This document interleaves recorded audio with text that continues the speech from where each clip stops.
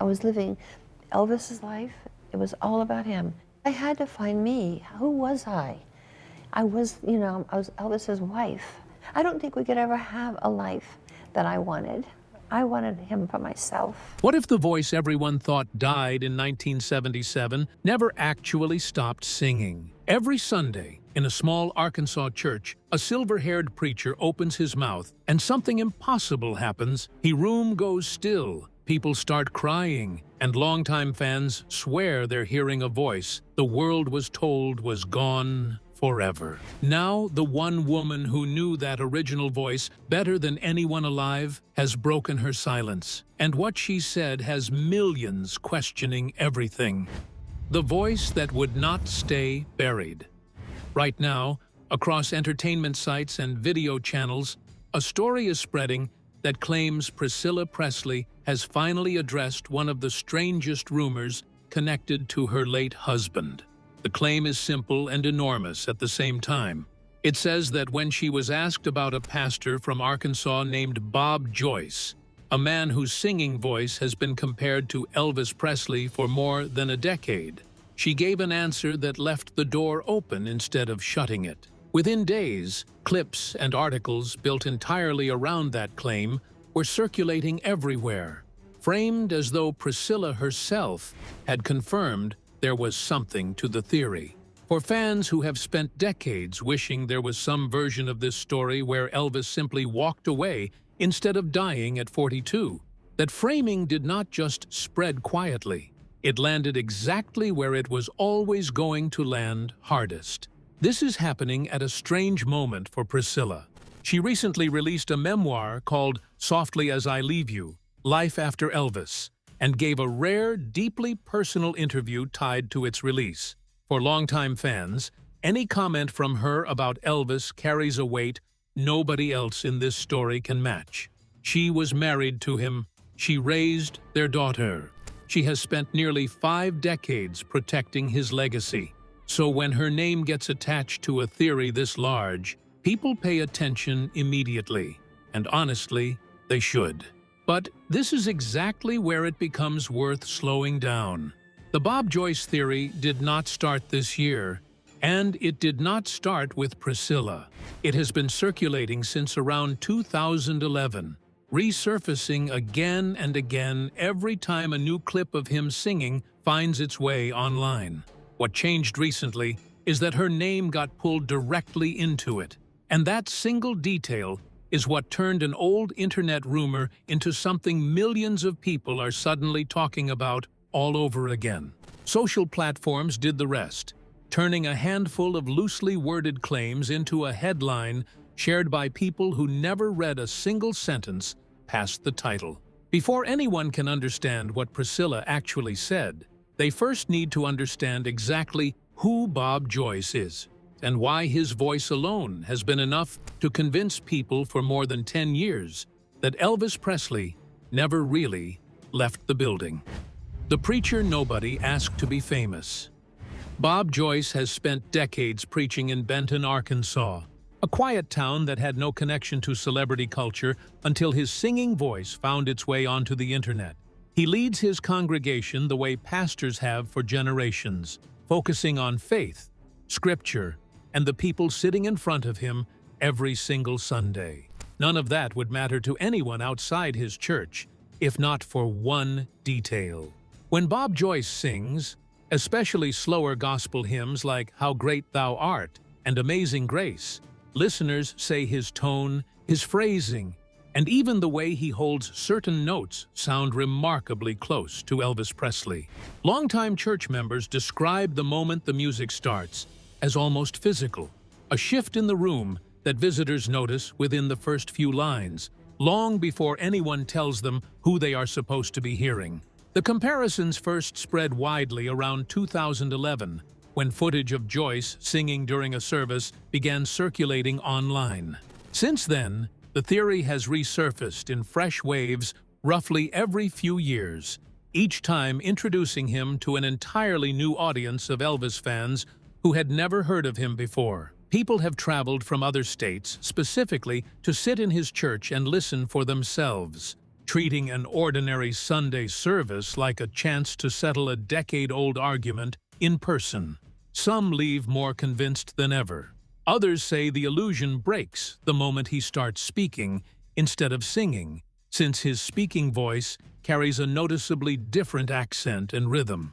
A few describe sitting through an entire service just waiting for him to speak, almost hoping the spell would not break, only to feel it dissolve the second his ordinary Arkansas accent came through. What makes Joyce unusual inside a story like this one is what he has never done. He has never built a stage act around the resemblance. He has never released music using the comparison to sell tickets or merchandise.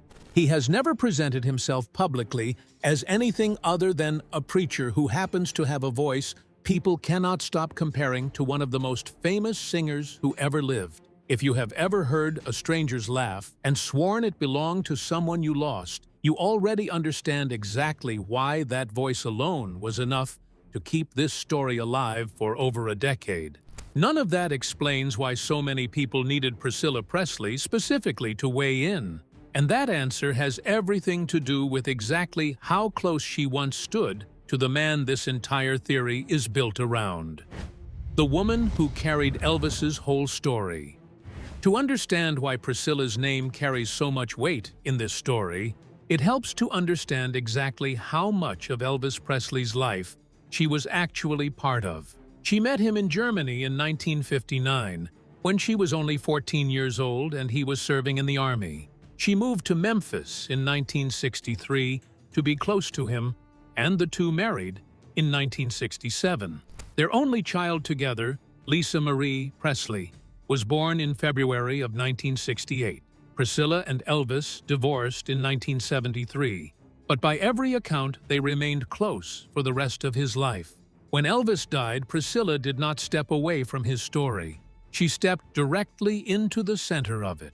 She became the person most responsible for protecting his legacy, eventually opening Graceland to the public and spending the following decades speaking about his career, his struggles, and the parts of him fans never got to see up close. Decades later, she is still doing that same work, still sitting for interviews, still answering the same handful of questions dressed up in new headlines every year. Because as long as Elvis remains one of the most recognized names in the world, her voice remains the closest thing fans have to a direct line back to him. Because of that history, she is not simply a celebrity commenting on a rumor from a distance. She is one of the only living people who actually knew the real man behind the voice everyone keeps comparing to Bob Joyce. That is exactly why the recent claim spread as fast as it did. If almost anyone else in the world hinted that Elvis might have escaped fame and quietly reinvented himself somewhere, it would be treated as another tabloid theory and forgotten within a week. When the person supposedly saying it is the woman who married him, raised his daughter, and spent 50 years guarding his memory, the entire story suddenly feels far too personal to dismiss. Grief does not always look like sadness from the outside. Sometimes it looks exactly like this: an entire audience searching one woman's face for permission to keep hoping. What she was reported to have said next is exactly why this theory refuses to stay in the past. And the reasons believers give for taking it seriously go far beyond one viral headline. The case believers built note by note. Believers in the Bob Joyce theory rarely rely on one single piece of evidence. Instead, they build their case out of several smaller details that, taken together, feel harder to dismiss than any one of them would on its own. The first is the voice itself, the shared baritone tone, and the specific way certain notes are held during slower gospel songs. The second detail believers point to is Elvis's own genuine love of gospel music. Despite building one of the biggest rock and roll careers in history, the only competitive Grammy Awards Elvis won during his lifetime came from his gospel recordings. To believers, that fact matters enormously, because it suggests a quiet life built around gospel singing would actually fit the real Elvis better than the stage ever did. There is also a more personal thread supporters lean on: the well-documented reality that Elvis privately struggled with the weight of his own fame in his final years, reportedly telling people close to him that he sometimes fantasized about simply walking away from all of it. Believers treat that detail as the emotional engine behind the entire theory, proof that even if Bob Joyce is not literally Elvis, the desire the theory describes was real. Timing plays a role in the theory as well. Joyce's public profile began forming in the years and decades after 1977, which believers treat as suspicious rather than coincidental. Arkansas also sits close enough to Memphis that some see the geography itself as a clue, even though plenty of gospel singers with no connection to Elvis have built careers in that same region. A handful of viral articles have gone even further, claiming that a forensic voice analyst compared recordings and found an extremely high similarity score between the two men. That specific claim has spread widely online, but no credible or verifiable study actually backs it up, and it appears to have started inside the same wave of content that later attached Priscilla's name to the story. Even without solid proof behind every piece, these details combine into something that feels convincing to people who already want to believe. That is often how theories like this one survive for so long. They do not need one perfect piece of evidence. They only need enough small coincidences stacked on top of each other to keep doubt alive. And doubt, once it settles into a story this emotional, is remarkably hard to talk someone out of. Every additional detail, whether it holds up under scrutiny or not, ends up doing the same job. It gives people one more reason to keep looking instead of walking away. For a theory this large to survive for over a decade, someone at the center of it eventually has to be asked directly.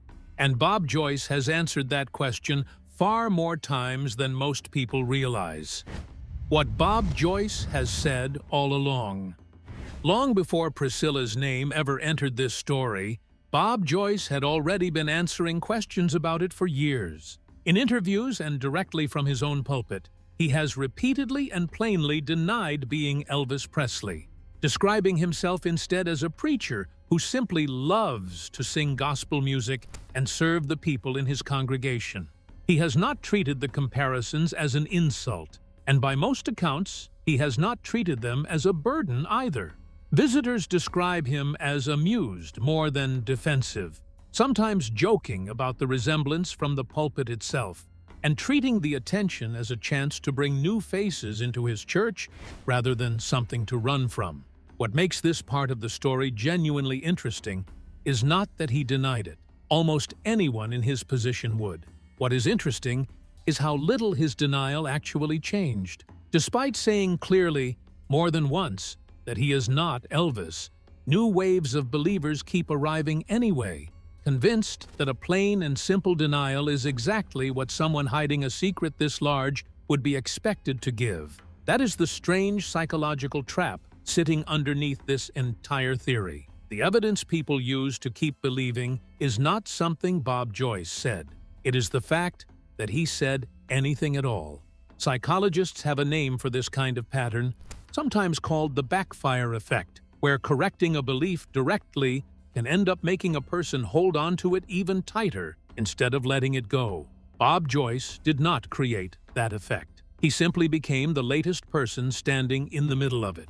If you have ever tried to convince someone of the truth and watched your own honesty get twisted into proof of the opposite, you already understand exactly what Bob Joyce has been living with for well over a decade. This pattern says less about him and more about why theories like this one refuse to die no matter how many times they are addressed directly. When people want an explanation badly enough, even a clear and consistent denial can quietly get folded into the very story it was meant to shut down. If direct denial from Bob Joyce himself was never going to be enough to end this, the only thing left capable of settling it was the exact words Priscilla actually used. And those words tell a very different story than the one that went viral. The words behind the headline. In September of 2025, Priscilla sat down with People magazine for a cover story tied to the release of her memoir. During that conversation, she addressed the decades-old rumor that Elvis faked his death and is still alive somewhere, a theory that has followed her for almost 50 years, regardless of who it happens to be attached to at any given moment. Her actual words were direct and, in their own quiet way, heartbreaking. She said there has been so much that is untruthful out there. Things like Elvis is still alive and hidden somewhere. Then she added something that had nothing to do with mystery and everything to do with grief.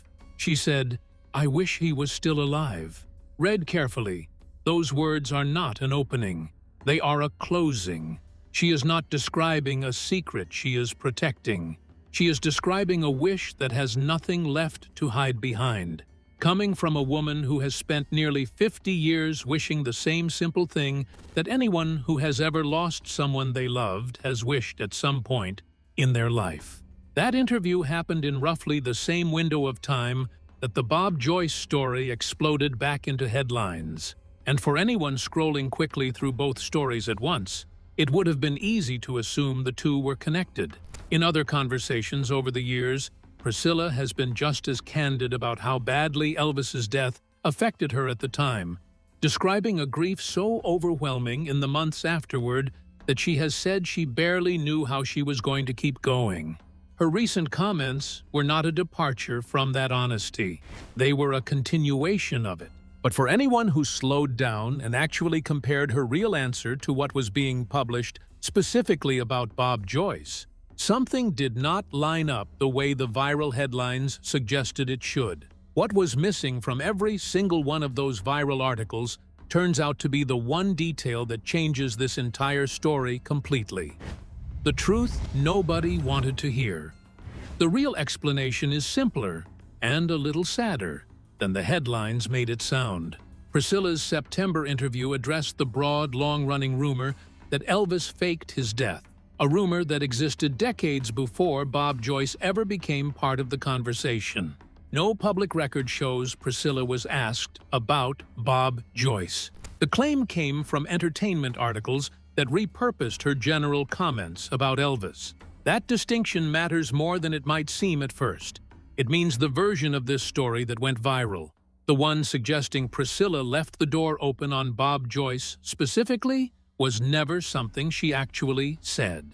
It was something built around her words after the fact, by people who understood exactly how fast her name alone could make a story travel. Meanwhile, Bob Joyce, the man at the actual center of the theory, has spent more than a decade saying the same simple thing every time he has been asked, and that answer has never once changed. Elvis Presley died of a heart attack in Memphis on August the 16th, 1977, at the age of 42. That fact has never moved, no matter how many new voices or new headlines have tried to reopen it. None of that makes the story meaningless, and it does not mean the people drawn to it are foolish for wanting to believe it. It survives for a reason that has nothing to do with evidence and everything to do with love. Millions of people lost someone who shaped their entire lives through his music, and a familiar voice rising out of a small church in Arkansas gives that grief somewhere to go, even when the facts point in only one direction.